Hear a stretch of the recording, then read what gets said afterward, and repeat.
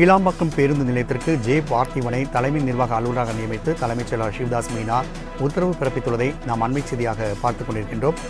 இன்று காலை அங்கு சென்று இருக்கக்கூடிய நிலைகளை ஆய்வு செய்த தலைமைச் செயலாளர் சிவதாஸ் மீனா தற்பொழுது இந்த உத்தரவை பிறப்பித்துள்ளதை நாம் அண்மை செய்தியாக பார்த்துக் கொண்டிருக்கின்றோம். மேலும் கூடுதல் விவரம் செய்தியாளர் நந்தினி வழங்க கேட்கலாம்.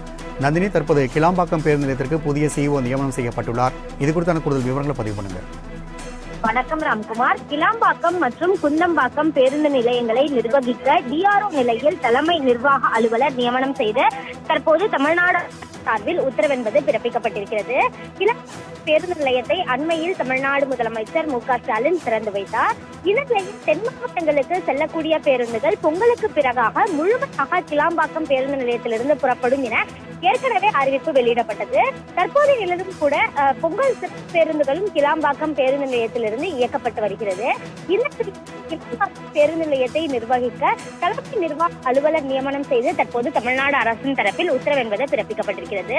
தினசரியாக லட்சக்கணக்கான மக்கள் கிளாம்பாக்கம் பேருந்து நிலையத்திலிருந்து பல்வேறு இடங்களுக்கு பயணிப்பார்கள் என எதிர்பார்க்கப்படுகிறது. பொங்கலுக்கு பிறகாக தென் மாவட்டங்களுக்கு செல்லக்கூடிய அனைத்து பேருந்துகளும் கிளாம்பாக்கம் பேருந்து நிலையத்திலிருந்தே இயக்கப்பட இருக்கிறது.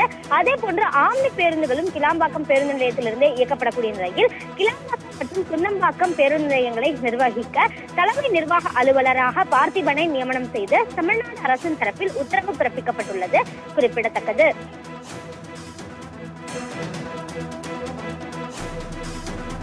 நந்தினி, தகவலுக்கு நன்றி.